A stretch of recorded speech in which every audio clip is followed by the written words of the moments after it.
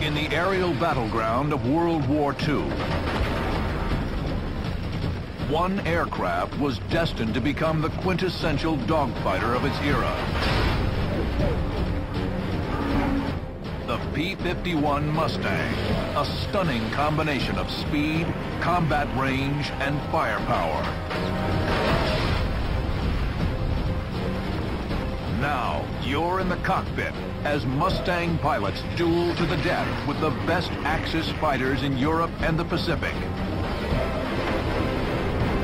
Me-109s, Zeros, even German jets.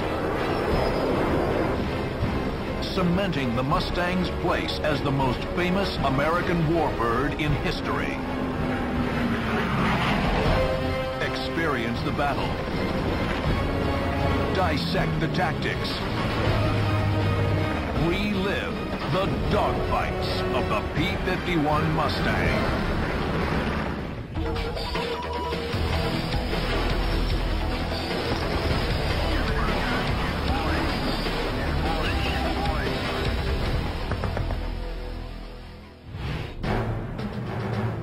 November 2nd, 1944.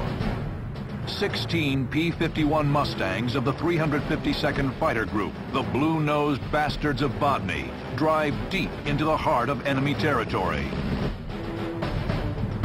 Captain Donald S. Bryan leads 8 of the Mustangs, on course to link up with B-17s and herd them to a Nazi oil refinery in Merseburg, Germany. We were going into escort. We were on a penetration, and we had not actually picked up the bombers. Before they reach the bombers, Bryan and his squadron mates stumble upon a massive formation of 50 German fighters below them. Undeterred by the 3-to-1 odds, Don Bryan positions his flight behind the enemy. You get into the middle of them and go fast enough so they don't get you and shoot the bastards down. The war cry of 8 Rolls-Royce Merlin engines pierces the sky. You threw everything forward on the thing because you wanted the maximum power. And then usually you would start chopping back on it, slowing up as you approached him. Incredibly, the Mustangs bore in undetected. Bryan singles out a 109, shredding the enemy fighter before it even has a chance to react. You could see the coolant flopping out of it. I mean, it was streaming white.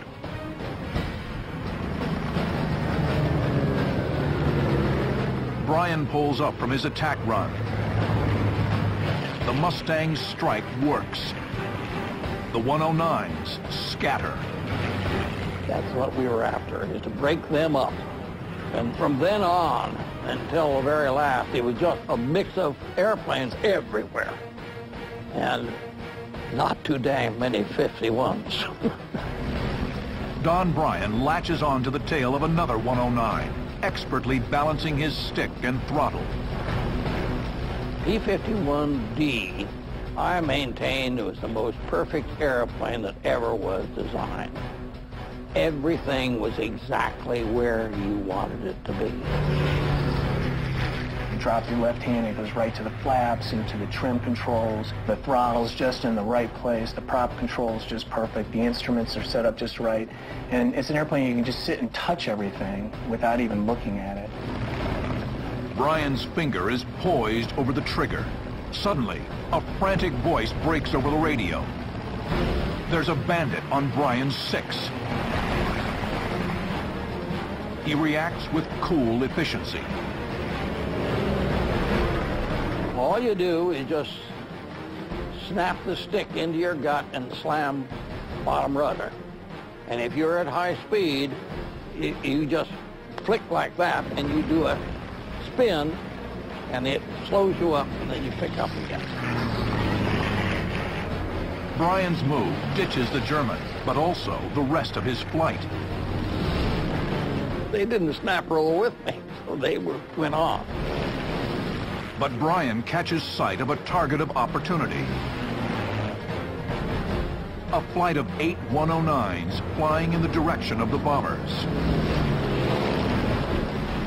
Brian decides to target tail end Charlie. Brian is behind them, exactly where he wants to be. I'm going to pick the last one, always. Brian knocks the trailing 109 out, then quickly dodges away. Incredibly, another 109 appears off his nose.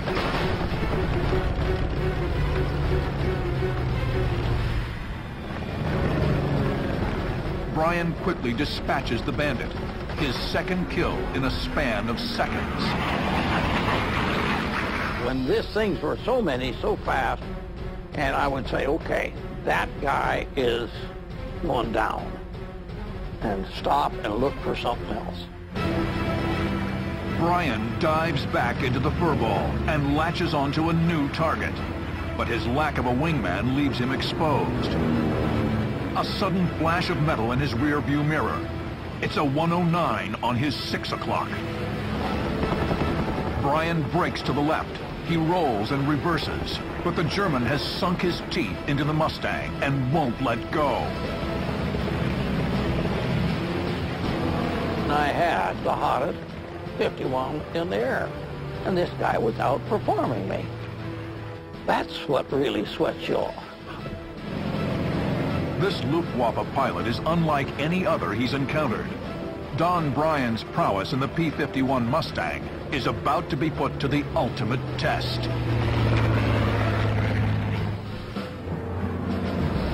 Speed defined the P-51 Mustang and the program under which it was developed.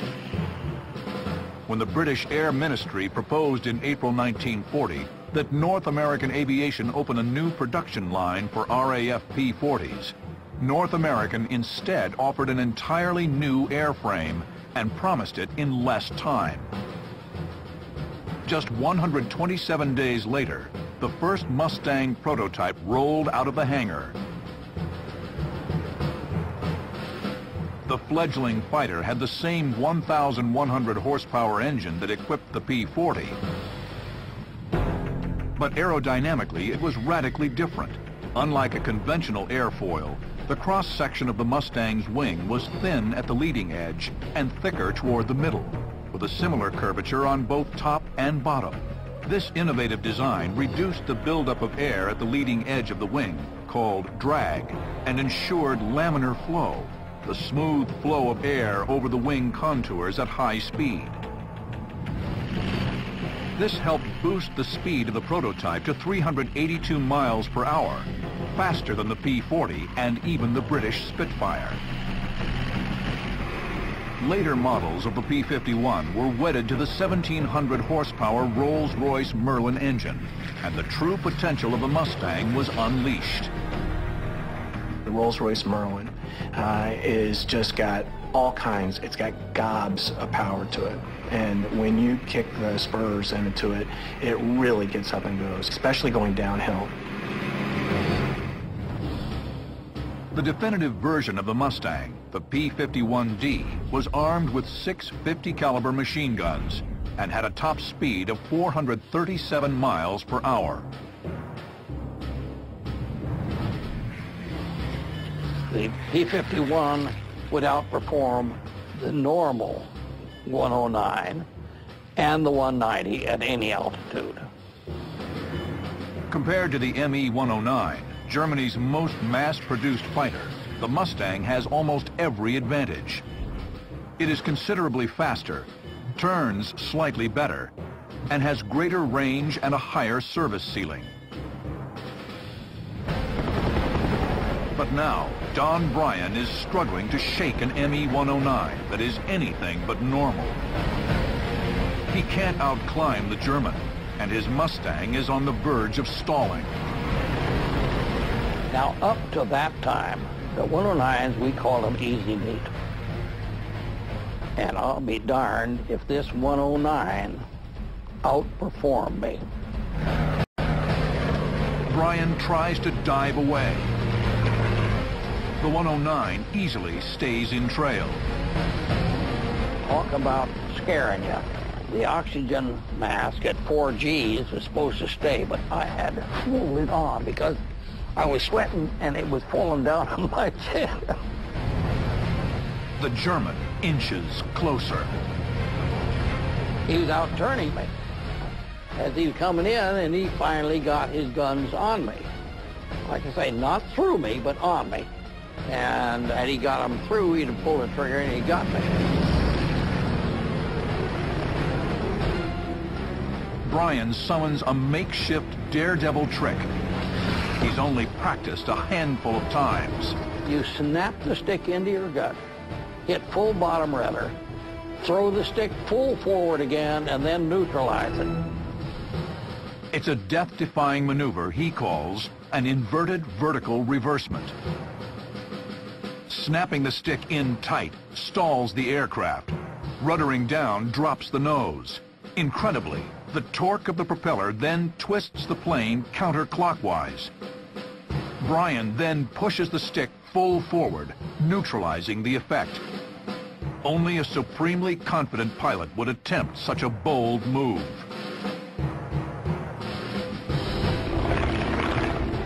Don Brian buries the stick in his gut.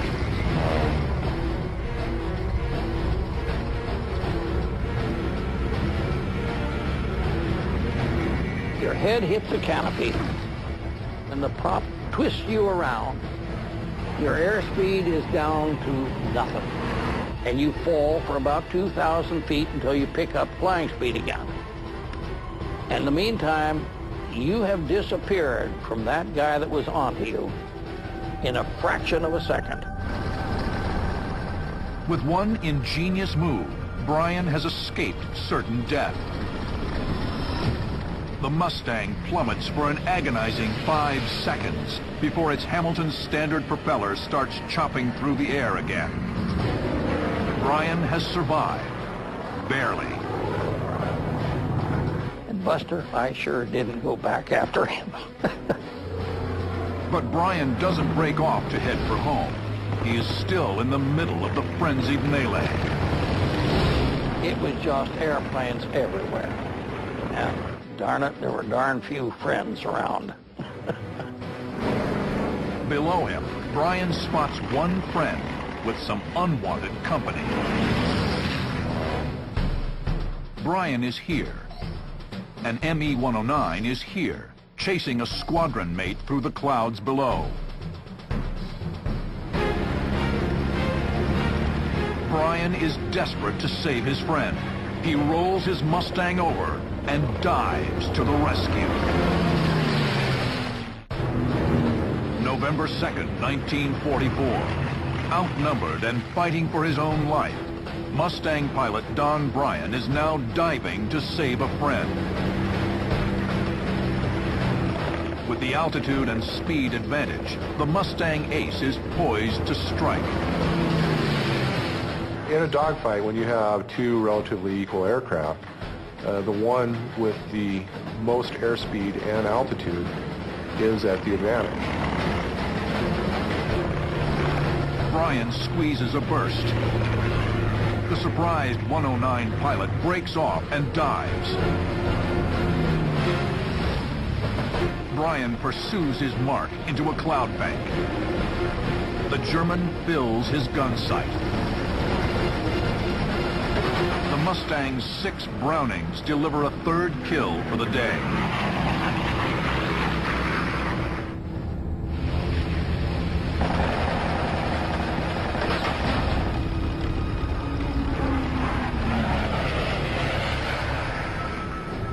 Brian joins up with the other Mustang as his wingman, but enemy fighters are still in the area. Flying at 10,000 feet, Brian catches sight of 2 ME-109s flying the opposite direction 5,000 feet below.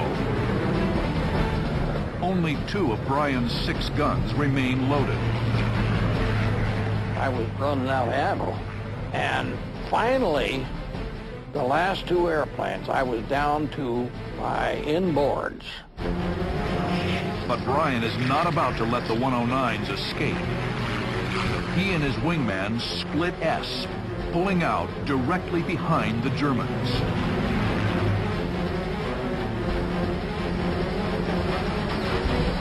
Bryan sends the trailing aircraft down in flames.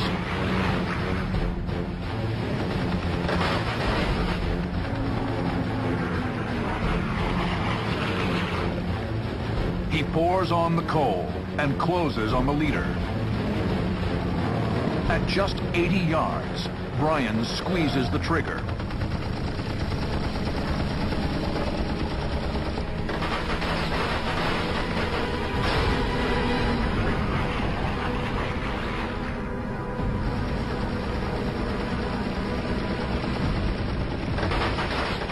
It looked like a whole section of his wing came off. He snapped into the clouds. I mean, it was a snap to the left, and that's it. The Mustangs climb back to altitude and return to base. Of the 38 enemy planes claimed by Mustangs that day, Bryan scored 5. We got more doggone fun than the law allows. Don Bryan is awarded the Distinguished Flying Cross for the extraordinary mission. A mission deep inside of enemy territory that would not have been possible without another of the P-51's legendary attributes, its range. The Mustang's laminar flow wing and aerodynamic airframe reduced drag and boosted fuel efficiency. Over 1/4 of the Mustang's 11,000-pound max takeoff weight was fuel, giving the P-51 a combat range of well over 1,400 miles, twice that of other single-engine Allied fighters. Gunther Rahl, the third leading Luftwaffe ace, says that the P-51 was able to do for 6 hours what the 109 was able to do for 90 minutes. It was this amazing aircraft that could take off from a place like Duxford, England, go all the way to Berlin, do everything that it needed to do, and turn around and come back. While the Mustang made its name in Europe, it also saw service in the Pacific, where it was the only single-engine fighter with the stamina to escort bombers from Iwo Jima to the home island of Japan, a 1,300-mile round trip.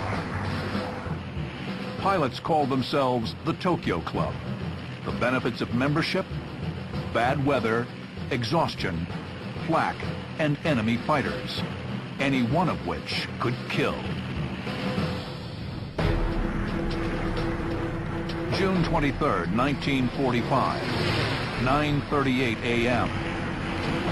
Mustangs of the 47th Fighter Squadron take off from Iwo Jima. They're on a very long-range mission to strafe an airbase north of Tokyo, helping to eliminate the threat of air attack to American bomber groups.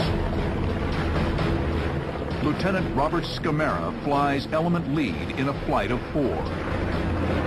We didn't have to be tight formation, but I flew pretty close for something to do to keep me awake, because I had trouble keeping awake. The thing that's exhausting about the Mustang is not that you're strapped in and it's too hot or it's uncomfortable, it's the noise. The noise is just absolutely wears you down. Once over the mainland, the monotony fades. The 4 Mustangs of Scamera's flight prepare for battle. We flew up and headed west, expecting to find this airfield loaded with airplanes, and we were going to strafe them. But instead, they were airborne. 7 Japanese fighters are at 9 o'clock low. 17 more are at 7 o'clock high. And one of them is targeting Scamera.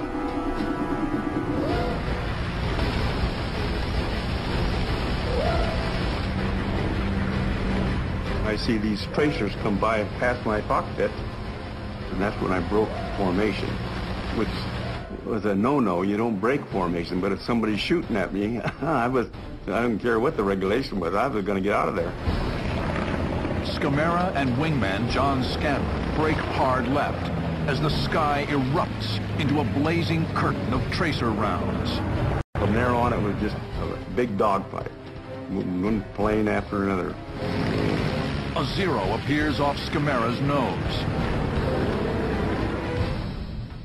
The P-51D is among the first aircraft equipped with a lead computing gun sight, the gyroscopic K-14. You're supposed to know the wingspan. You guessed 37 feet or whatever. You punch that in, and it was supposed to self-lead it. So all you do is put the dot on the plane. Scamera's gun sight makes it so a quick burst is all he needs. The wounded Zero limps from the fight. Then, Scamera spots two Japanese N-1K fighters, nicknamed Georges, at 9 o'clock low. The N-1K was the most advanced Japanese fighter, posing a real threat to any American in the sky. The George has harder-hitting cannons, but the Mustang has the edge in speed and altitude.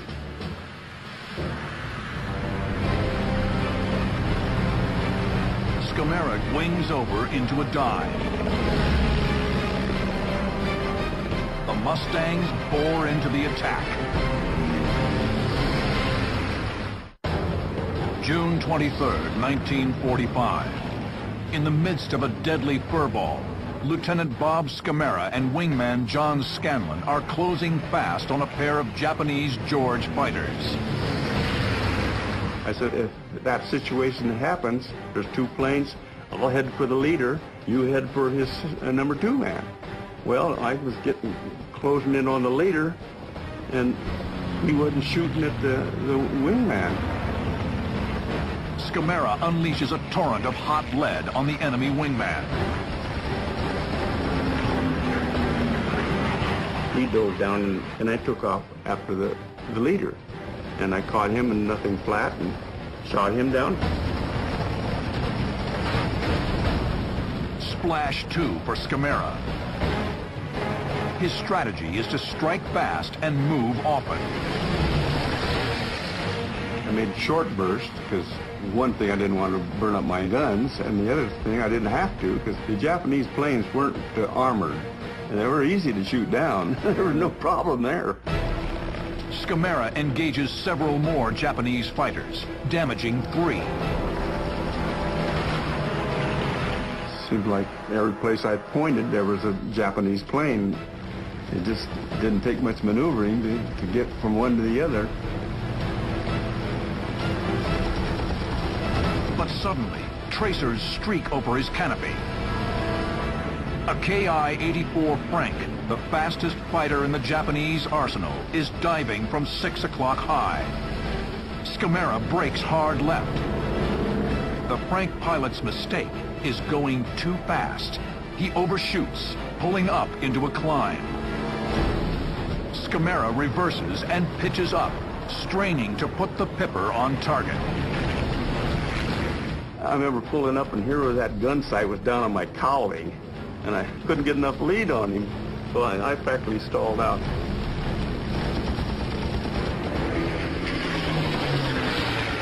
Scamera manages a short burst before he's forced to dive away.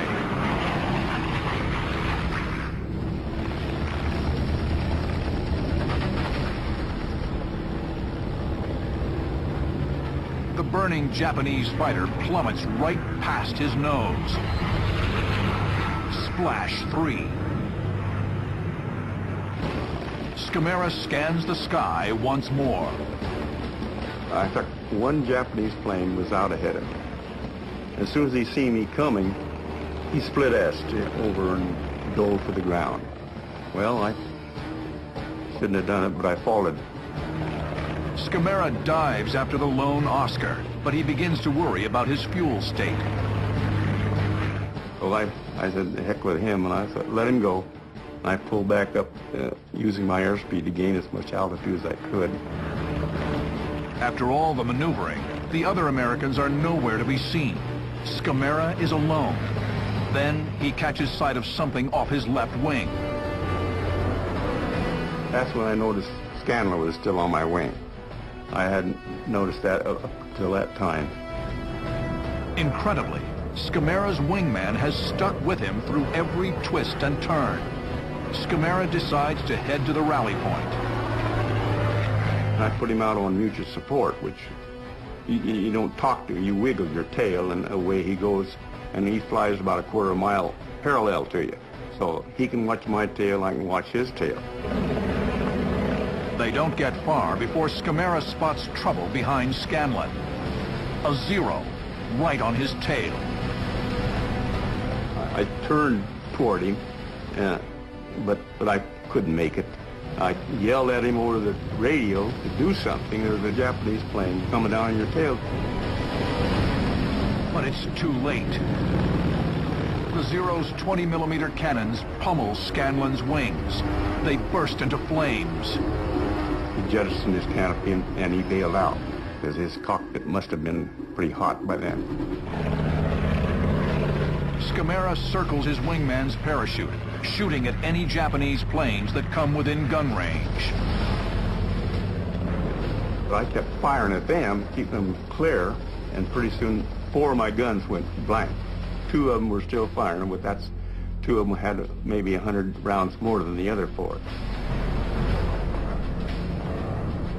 There's nothing more he can do for his wingman.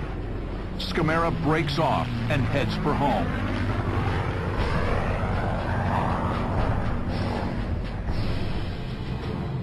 He lands back on Iwo Jima after 8 hours and 17 minutes with 6 empty guns. Remarkably, his internal fuel tank still has 54 gallons of fuel. Scamara is credited with 3 kills and 4 damaged. Tragically, John Scanlon would not make it home alive.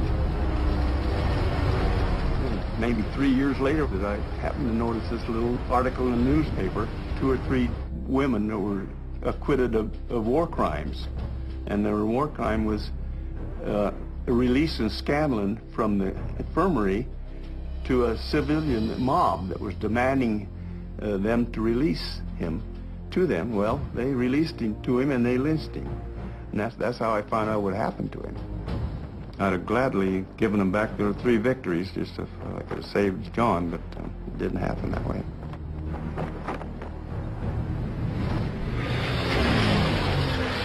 The Mustang made a significant contribution to the Allied victory in the Pacific,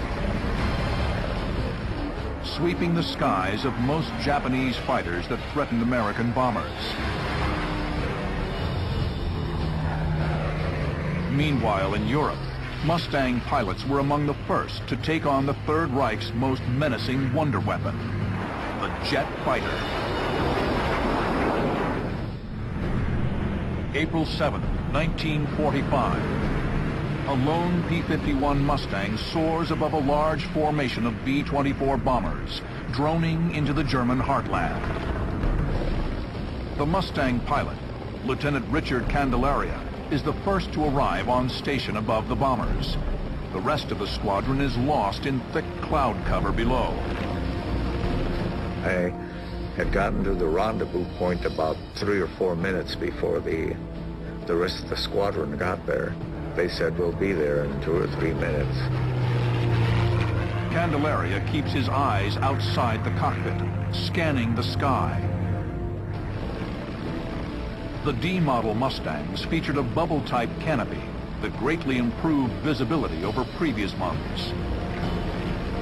With the D model, you can look all over the place. You have great visibility because the radar of a Mustang is your eyes. At 7 o'clock low, the young lieutenant spots something. First I saw what looked like specks getting bigger, and then I realized they were Me-262s because they were coming fast. I'd seen them before, I had chased them before, but had never been able to catch one. The Me-262 is the world's first operational jet fighter. It's a quantum leap in technology that points to the future of air combat. The 262 is over 100 miles per hour faster, more heavily armed, with a faster rate of climb. But the slower Mustang can outturn the 262, and it had a higher service ceiling, altitude, that Mustang pilots could convert to speed. The ME-262s are here, closing fast on the bombers. Candelaria is here, a lone Mustang against two jets. The only thing I could do to stop them was to run head-on into them. Candelaria wings over and dives. His Mustang accelerates past 450 miles per hour. Its Merlin engine howls. He barrels toward the enemy jets, head on. April 7, 1945. Lieutenant Richard Candelaria is diving head-on against a pair of German jets that threaten an American bomber stream. Candelaria angles for a shot, but the Germans surprise him. The rate of closure was really great, and they did something that I didn't expect. They nosed down slightly, not a great deal, but slightly, but it threw me off because I couldn't line up on them. The Germans' move is simple but brilliant. Candelaria is already pushing his aircraft's limitations for negative G. If he forces the nose any lower, he will red out and lose control of his Mustang. The Germans are about to slip past him. Candelaria must do something. They were going to go below me, so at that point I still had my external tanks on them. So I jettisoned them, hoping that maybe I'd be able to hit them with a tank.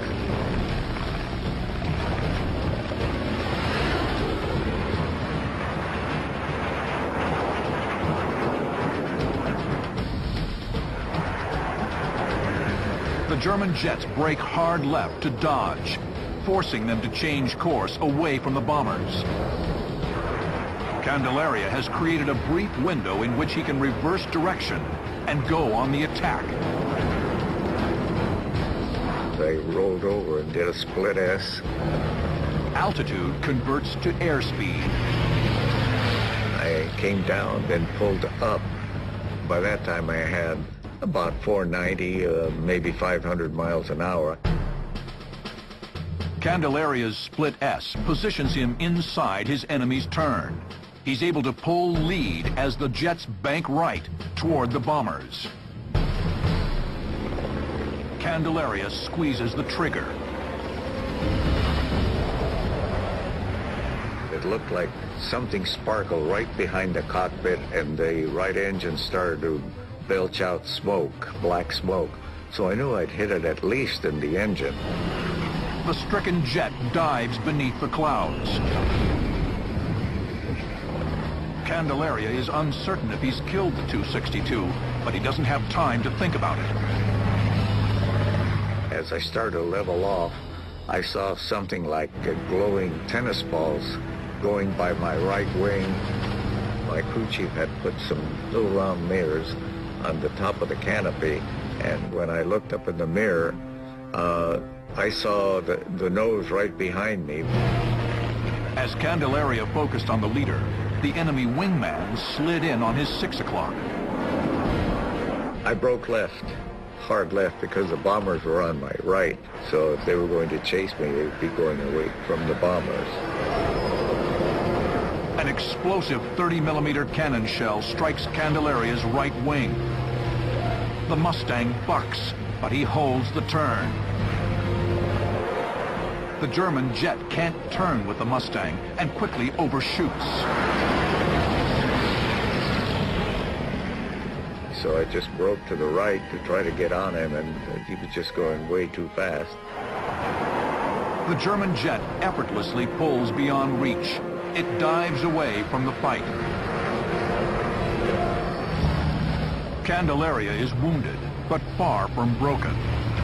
Outnumbered by the most advanced fighters of World War II, he and his Mustang have won the dogfight. The skies around him are quiet as he climbs back toward the B-24s. the calm before the storm. All of a sudden, out of this cloud bank, I saw a whole bunch of aircraft.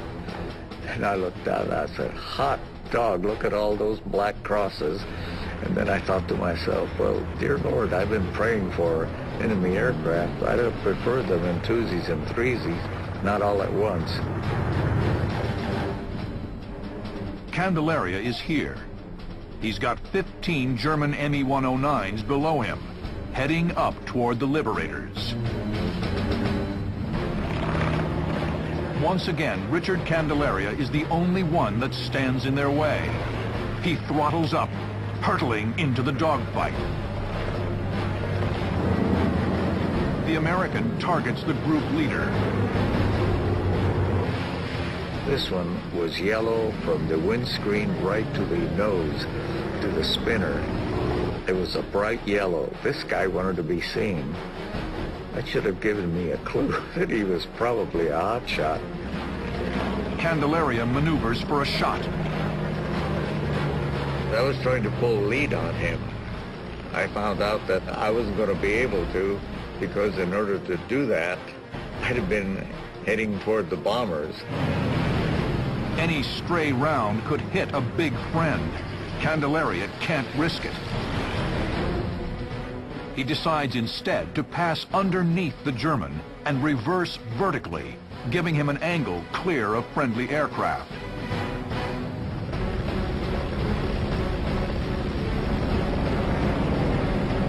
I went underneath him. I went right on past underneath him, under his left wing, came back up. Candelaria yanks the stick back.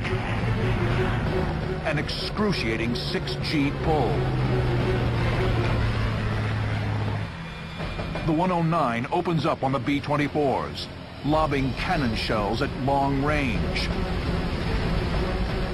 One of the engines on the closest bomber is blown out. I came back and started to get on his tail. That's when he started his maneuvering. The 109 dodges Candelaria. He was making a fool out of me. Every time I'd try to get the gun sight on him, he'd do something fancy and I'd go sailing past him to one side or the other. The other 109s hang back, allowing their skilled leader to dispatch the American. The lethal ballet continues. The 109 pulls left and begins a tight loop.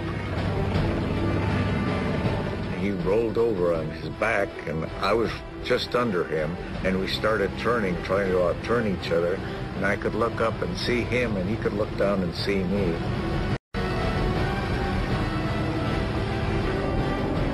The skilled German is outflying the American. If Candelaria can't turn the tables quickly, he will surely die. April 7th. 1945. Lieutenant Richard Candelaria has a hotshot German on his tail. The Mustang pilot will chance a risky maneuver in an attempt to turn the tables. Candelaria will chop his power and kick hard rudder to swing the P-51's nose around directly onto the 109's tail. If Candelaria stalls, he will fall out of the sky, becoming an easy mark for his enemy. I pulled back as hard as I could, just above the stall. As I did that, I loosened the pressure and kicked the rudder, and the 51 just slid around almost behind him. Candelaria skids past the German. I was not able to track him. The gun sight was a little too slow, so I just winged it, you might say. I just figured that's where he's going to be, and I squeezed the trigger. When he started belching out smoke, he went barreling down. I went down after him.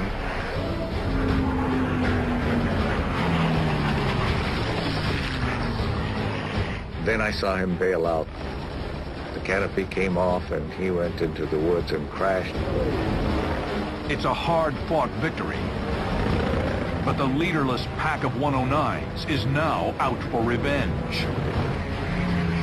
As Candelaria levels off, tracers engulf his canopy.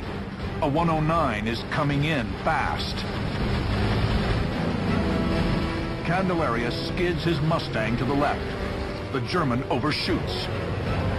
Candelaria noses back to the right.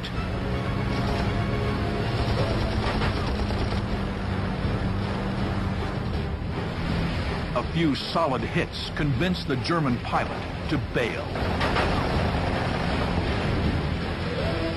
I broke off almost immediately because there was somebody else behind me. The remaining 109s form up into a loose Lufberry circle, a defensive ring that virtually ensures mutual protection. But Candelaria refuses to break off. His strategy is to slash through the circle, hoping to knock down an enemy plane before one can get a shot on him. I kept going into that Lufberry, tighter and tighter until I got a chance to shoot one more time.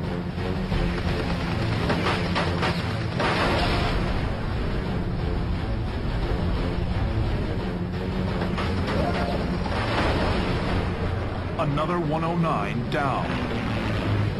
But immediately there's a new threat on his 6. Candelaria breaks hard right. The German follows him. There was no doubt I was out turning him, and we were in a very tight turn to the right, and the 109 had a tendency to not do too well to the right. Candelaria is slowly out-turning his enemy, but the German does not break away. After several rotations, Candelaria gets a firing angle. His 6 Brownings bark to life.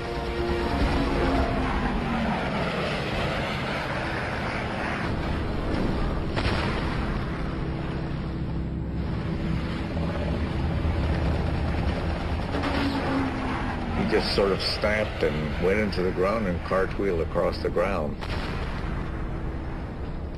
I pulled hard to the right and then to the left to avoid anyone else. Just then, Candelaria's Mustang squadron mates finally show. The remaining Germans break off and head for the clouds. Richard Candelaria single-handedly scored 4 confirmed victories against the 109s and a probable jet kill against the Me-262.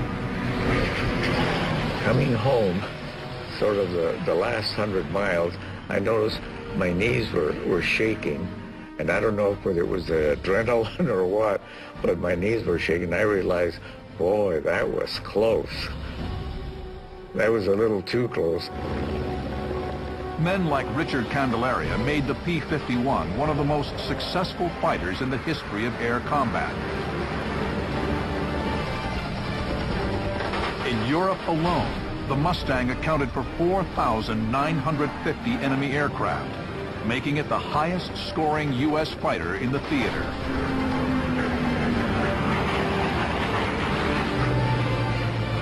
The Mustang is an icon of World War II, but today, its legend lives on at air shows and air races throughout the world.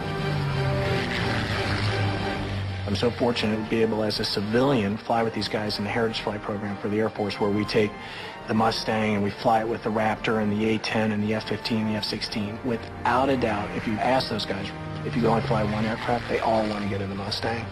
It's just the legend of it. It's the ultimate airplane for those guys.